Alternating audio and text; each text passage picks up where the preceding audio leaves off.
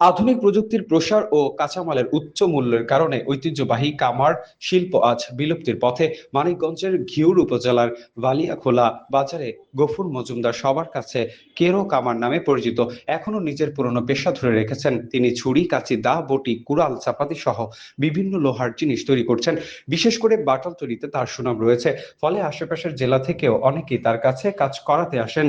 তার ছোট দোকানের এক কোণে মাটির চুল্লিতে আগুন জ্বলে, লাল হয়ে ওঠা লোহা হাতুড়ির আঘাতে রূপ নেয় প্রয়োজনীয় সরঞ্জামে, যা গ্রামীণ জীবনের এক জীবন্ত দৃশ্য। তবে লোহা ও কয়লার দাম বৃদ্ধি পাওয়ার উৎপাদন খরচ বেড়েছে, ফলে ক্রেতারা ধীরে ধীরে আধুনিক পণ্যের দিকে ঝুঁকেছেন। পাশাপাশি শ্রমিক সংকট, কম মজুরির কারণে নতুন প্রজন্ম এই পেশা থেকে সরে যাচ্ছে। কামার শিল্প শুধু একটি পেশা নয়, এটি আমাদের সংস্কৃতি, ঐতিহ্যের অংশ।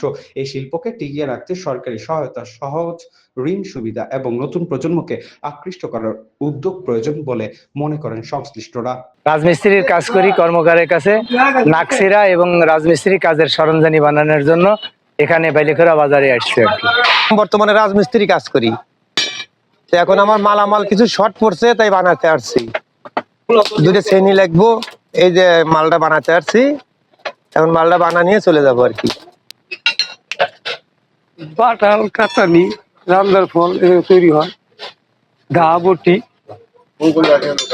চাপাটি।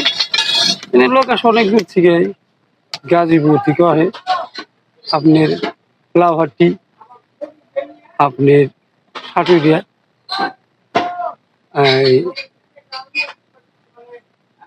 সিঙ্গার, হরিরামপুর, এর দিক থেকে লোক এই জায়গায় আসে। বাটালটা হলে বেশি চলে, ছুরি চাপাটি কম, কাজের ফাঁকে সুযোগ পাই মালাই।